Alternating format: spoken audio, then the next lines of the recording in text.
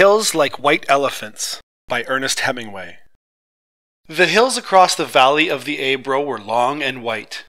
On this side there was no shade and no trees, and the station was between two lines of rails in the sun. Close against the side of the station there was the warm shadow of the building and a curtain made of strings of bamboo beads, hung across the open door into the bar to keep out flies. The American and the girl with him sat at a table in the shade, outside the building. It was very hot, and the express from Barcelona would come in 40 minutes. It stopped at this junction for 2 minutes and went on to Madrid. "What should we drink?" the girl asked. She had taken off her hat and put it on the table. "It's pretty hot," the man said. "Let's drink beer." "Dos cervezas," the man said into the curtain. "Big ones?" a woman asked from the doorway. "Yes, 2 big ones." The woman brought 2 glasses of beer and 2 felt pads. She put the felt pads and the beer glasses on the table and looked at the man and the girl. The girl was looking off at the line of hills. They were white in the sun, and the country was brown and dry. "They look like white elephants," she said. "I've never seen one." The man drank his beer. "No, you wouldn't have." "I might have," the man said. "Just because you say I wouldn't have doesn't prove anything." The girl looked at the bead curtain. "They've painted something on it," she said. "What does it say?" "Anis del Toro. It's a drink. Could we try it?" The man called, "Listen," through the curtain. The woman came out from the bar. 4 reales. "We want 2 Anis del Toro." "With water? Do you want it with water?" "I don't know," the girl said. "Is it good with water?" "It's all right." "You want them with water?" asked the woman. "Yes, with water." "It tastes like licorice," the girl said, and put the glass down. "That's the way with everything." "Yes," said the girl. "Everything tastes of licorice, especially all the things you've waited so long for, like absinthe." "Oh, cut it out."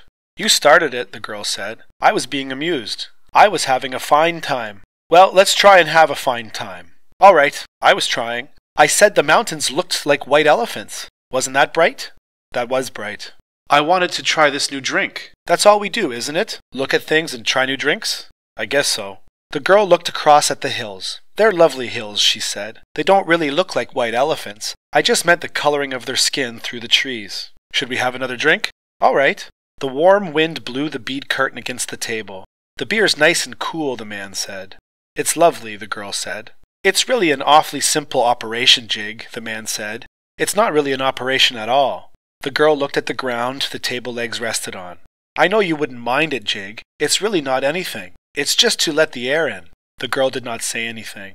"I'll go with you and I'll stay with you all the time. They just let the air in, and then it's all perfectly natural. Then what will we do afterward? We'll be fine afterward, just like we were before." "What makes you think so?" "That's the only thing that bothers us. It's the only thing that's made us unhappy." The girl looked at the bead curtain, put her hand out and took hold of 2 of the strings of beads.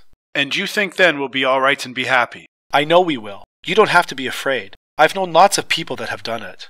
"So have I," said the girl, and afterward they were all so happy. "Well," the man said, "if you don't want to, you don't have to. I wouldn't have you do it if you didn't want to. But I know it's perfectly simple." "And you really want to?" "I think it's the best thing to do. But I don't want you to do it if you don't really want to." "And if I do it, you'll be happy and things will be like they were and you'll love me?" "I love you now. You know I love you."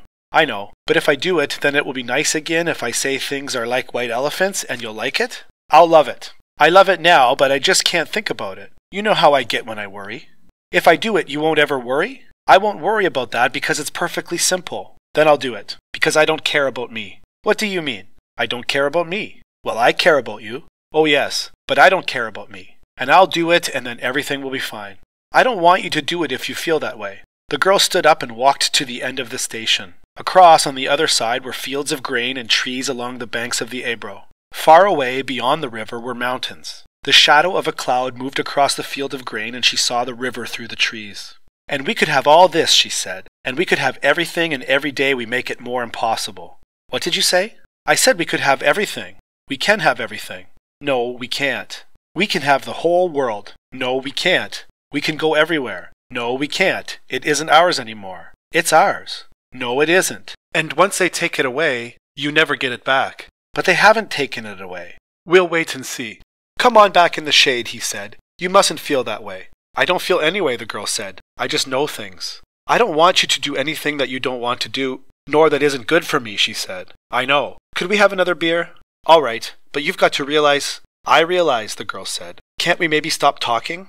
They sat down at the table, and the girl looked across at the hills on the dry side of the valley, and the man looked at her and at the table. "You've got to realize," he said, "that I don't want you to do it if you don't want to. I'm perfectly willing to go through with it if it means anything to you."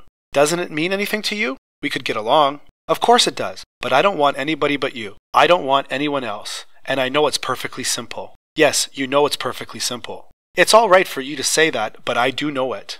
"Would you do something for me now?" "I'd do anything for you." "Would you please stop talking?"